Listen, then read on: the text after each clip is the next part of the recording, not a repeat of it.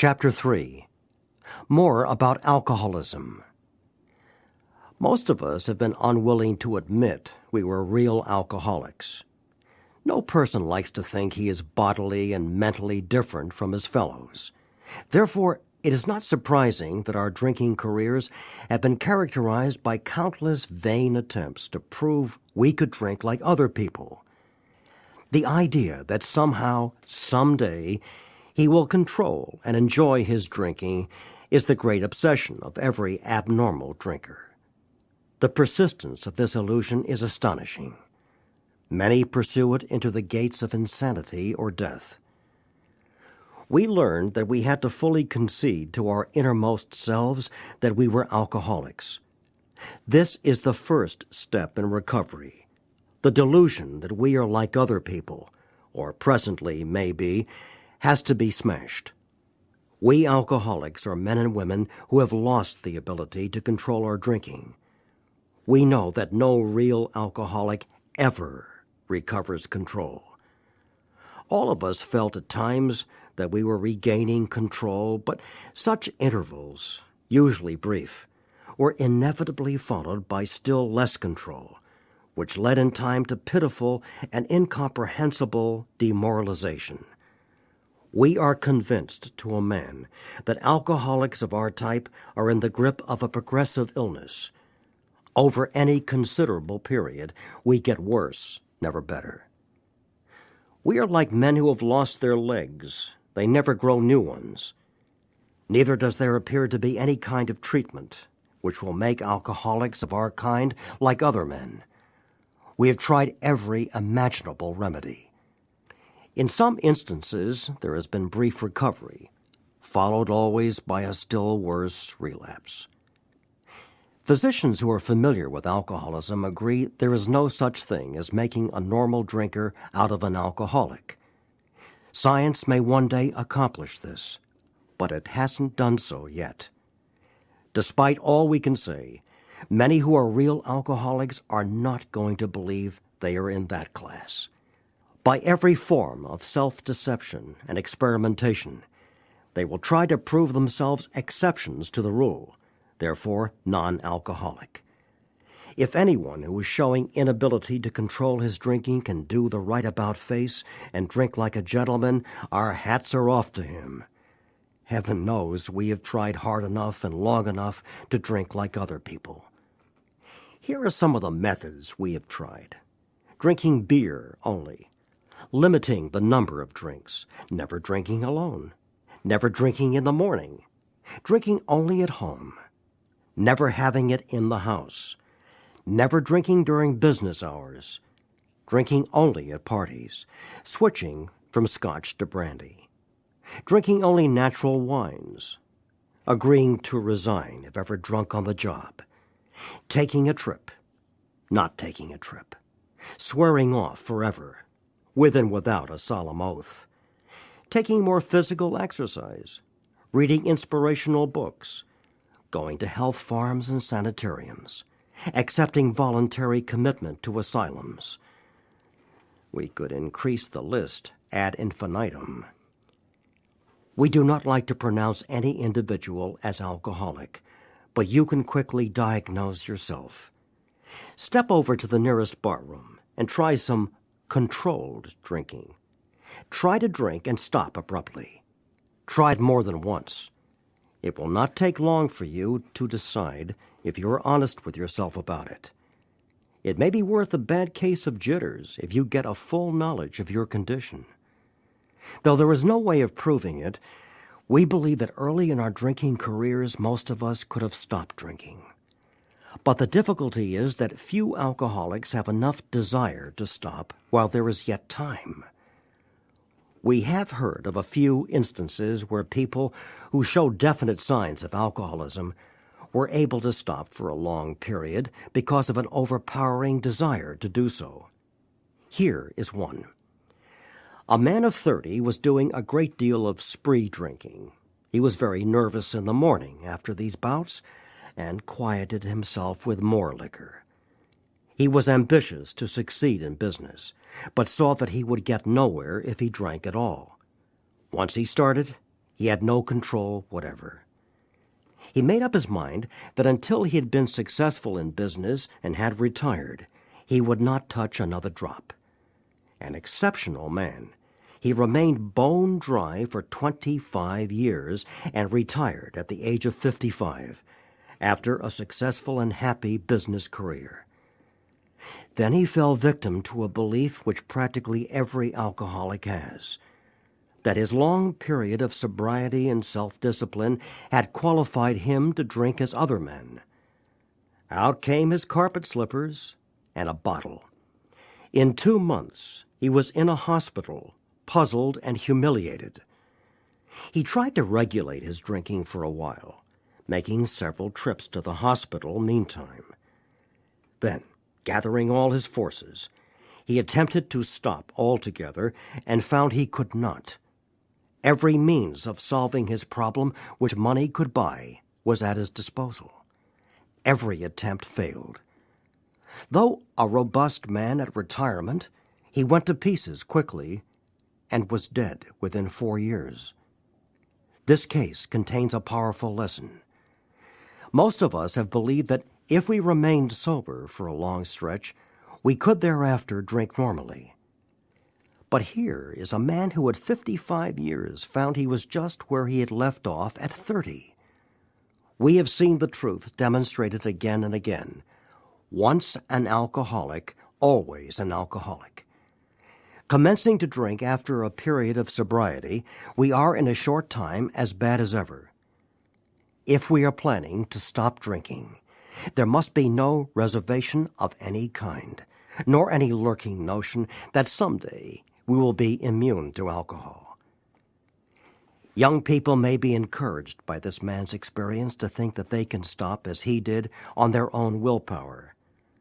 We doubt if many of them can do it, because none will really want to stop, and hardly one of them, because of the peculiar mental twist already acquired, will find he can win out. Several of our crowd, men of 30 or less, had been drinking only a few years, but they found themselves as helpless as those who had been drinking 20 years. To be gravely affected, one does not necessarily have to drink a long time, nor take the quantity some of us have. This is particularly true of women. Potential female alcoholics often turn into the real thing and are gone beyond recall in a few years. Certain drinkers, who would be greatly insulted if called alcoholics, are astonished at their inability to stop. We who are familiar with the symptoms see large numbers of potential alcoholics among young people everywhere. But try and get them to see it. A footnote indicates that this was true when this book was first published. But a 1998 U.S.-Canada membership survey showed about 1/5 of AAs were 30 and under.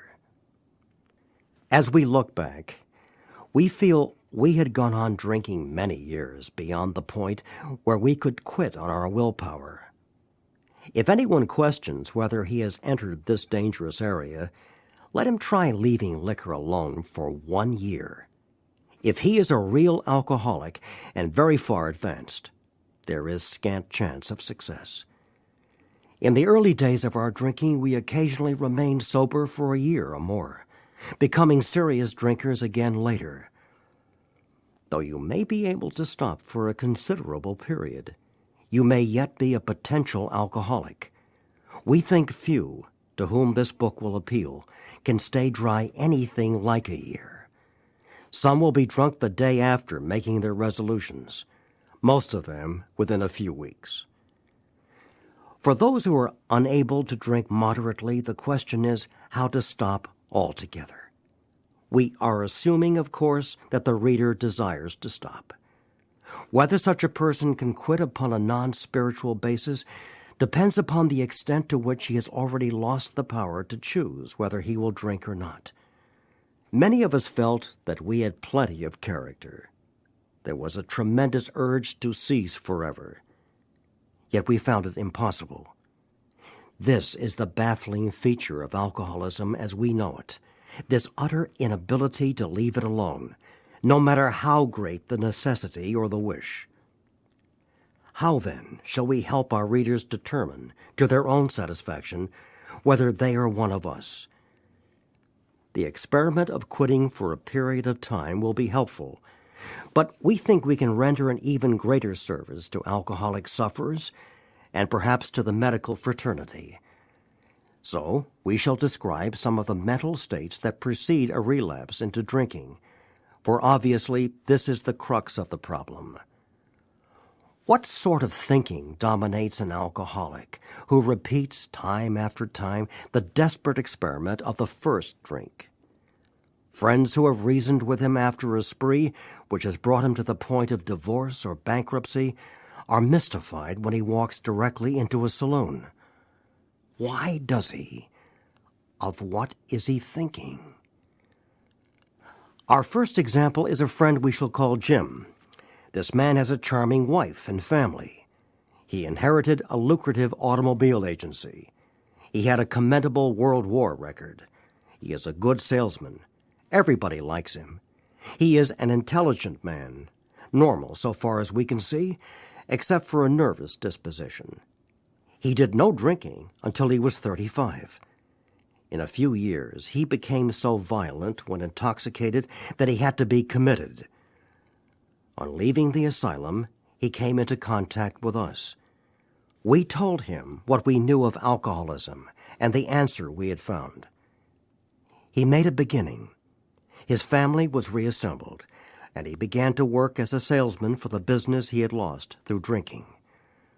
All went well for a time, but he failed to enlarge his spiritual life.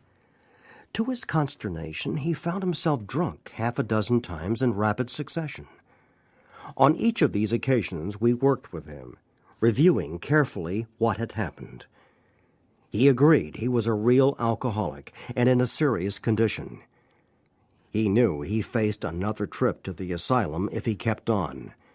Moreover, he would lose his family for whom he had a deep affection. Yet he got drunk again. We asked him to tell us exactly how it happened. This is his story. I came to work on Tuesday morning.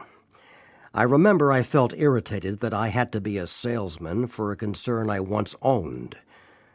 I had a few words with the boss, but nothing serious. Then I decided to drive into the country and see one of my prospects for a car. On the way, I felt hungry, so I stopped at a roadside place where they have a bar. I had no intention of drinking. I just thought I would get a sandwich. I also had the notion that I might find a customer for a car at this place, which was familiar, for I had been going to it for years. I had eaten there many times during the months I was sober. I sat down at a table and ordered a sandwich and a glass of milk. Still no thought of drinking. I ordered another sandwich and decided to have another glass of milk. Suddenly, the thought crossed my mind that if I were to put an ounce of whiskey in my milk, it couldn't hurt me on a full stomach. I ordered a whiskey and poured it into the milk. I vaguely sensed I was not being any too smart, but felt reassured as I was taking the whiskey on a full stomach. The experiment went so well that I ordered another whiskey and poured it into more milk. That didn't seem to bother me, so I tried another. Thus started one more journey to the asylum for Jim. Here was the threat of commitment, the loss of family and position, to say nothing of that intense mental and physical suffering which drinking always cost him.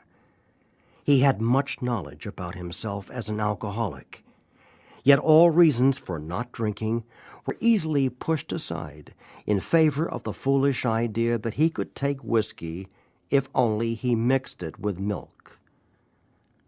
Whatever the precise definition of the word may be, we call this plain insanity. How can such a lack of proportion, of the ability to think straight, be called anything else? You may think this an extreme case. To us, it is not far-fetched, for this kind of thinking has been characteristic of every single one of us. We have sometimes reflected more than Jim did upon the consequences.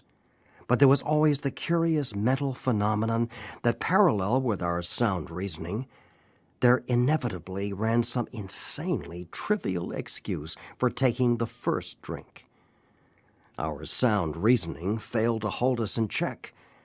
The insane idea won out. Next day, we would ask ourselves in all earnestness and sincerity how it could have happened.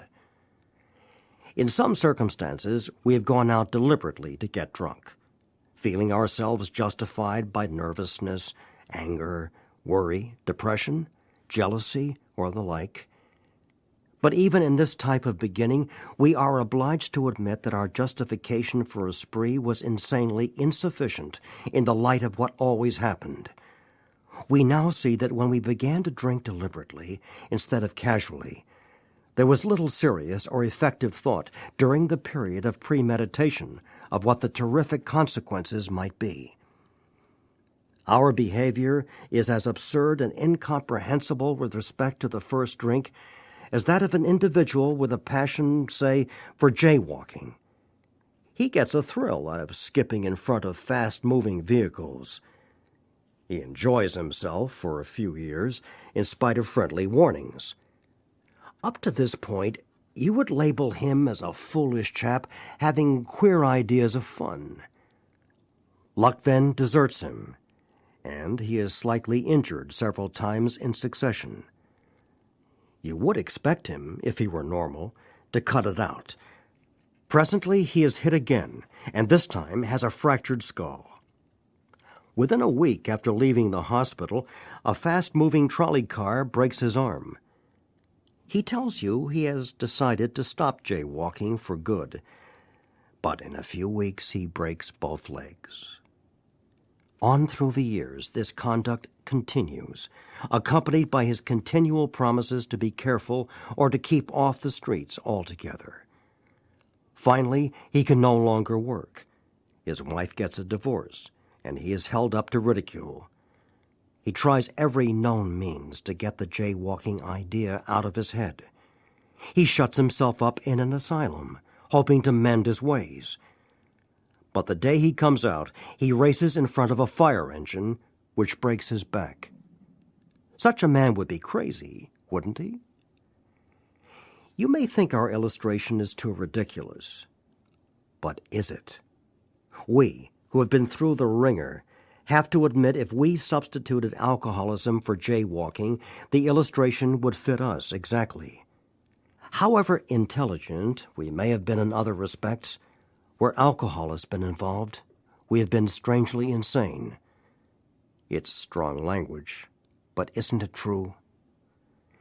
Some of you are thinking, yes, what you tell us is true, but it doesn't fully apply. We admit we have some of these symptoms, but we have not gone to the extremes you fellows did, nor are we likely to, for we understand ourselves so well after what you have told us that such things cannot happen again. We have not lost everything in life through drinking, and we certainly do not intend to. Thanks for the information. That may be true of certain non-alcoholic people who, though drinking foolishly and heavily at the present time, are able to stop or moderate, because their brains and bodies have not been damaged as ours were. But the actual or potential alcoholic, with hardly an exception, will be absolutely unable to stop drinking on the basis of self-knowledge. This is a point we wish to emphasize and re-emphasize, to smash home upon our alcoholic readers as it has been revealed to us out of bitter experience. Let us take another illustration. Fred is a partner in a well-known accounting firm. His income is good, he has a fine home, is happily married, and the father of promising children of college age.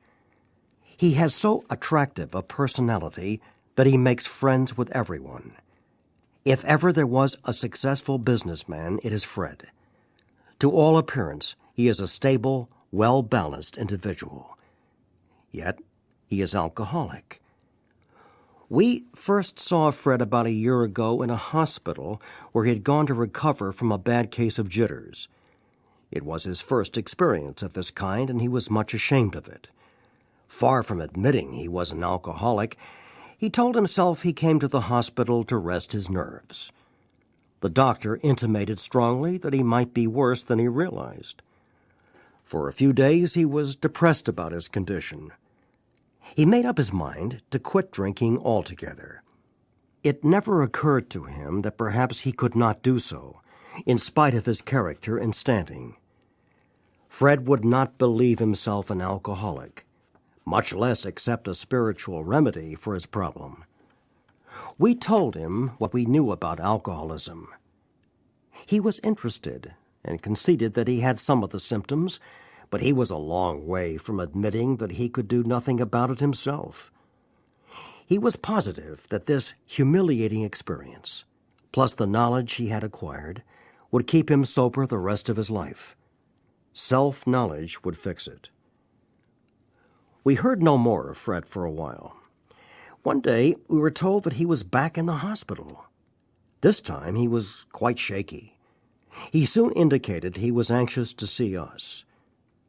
The story he told is most instructive, for here was a chap absolutely convinced he had to stop drinking, who had no excuse for drinking, who exhibited splendid judgment and determination in all his other concerns, yet was flat on his back nevertheless.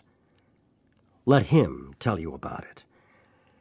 I was much impressed with what you fellows said about alcoholism, and I frankly did not believe it would be possible for me to drink again. I rather appreciated your ideas about the subtle insanity which precedes the first drink. But I was confident it could not happen to me after what I had learned. I reasoned I was not so far advanced as most of you fellows, that I had been usually successful in licking my other personal problems, and that I would therefore be successful where you men failed. I felt I had every right to be self-confident, that it would be only a matter of exercising my willpower and keeping on guard. In this frame of mind, I went about my business, and for a time all was well. I had no trouble refusing drinks, and began to wonder if I had not been making too hard work of a simple matter. One day I went to Washington to present some accounting evidence to a government bureau. I had been out of town before during this particular dry spell, so there was nothing new about that. Physically, I felt fine. Neither did I have any pressing problems or worries. My business came off well. I was pleased and knew my partners would be too. It was the end of a perfect day, not a cloud on the horizon. I went to my hotel and leisurely dressed for dinner. As I crossed the threshold of the dining room, the thought came to mind that it would be nice to have a couple of cocktails with dinner. That was all, nothing more. I ordered a cocktail and my meal. Then I ordered another cocktail. After dinner, I decided to take a walk. When I returned to the hotel, it struck me a highball would be fine before going to bed, so I stepped into the bar and had one. I remember having several more that night and plenty next morning. I have a shadowy recollection of being in an airplane bound for New York and of finding a friendly taxicab driver at the landing field instead of my wife. The driver escorted me about for several days. I know little of where I went or what I said and did. Then came the hospital with unbearable mental and physical suffering. As soon as I regained my ability to think, I went carefully over that evening in Washington. Not only had I been off guard, I had made no fight whatever against the first drink. This time, I had not thought of the consequences at all. I had commenced to drink as carelessly as though the cocktails were ginger ale. I now remembered what my alcoholic friends had told me, how they prophesied that if I had an alcoholic mind, the time and place would come. I would drink again. They had said that though I did raise a defense, It would one day give way before some trivial reason for having a drink. Well, just that did happen, and more. For what I had learned of alcoholism did not occur to me at all. I knew from that moment that I had an alcoholic mind.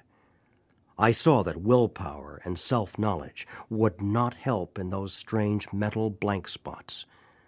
I had never been able to understand people who said that a problem had them hopelessly defeated. I knew then. It was a crushing blow. 2 of the members of Alcoholics Anonymous came to see me. They grinned, which I didn't like so much, and then asked me if I thought myself alcoholic, and if I were really licked this time. I had to concede both propositions.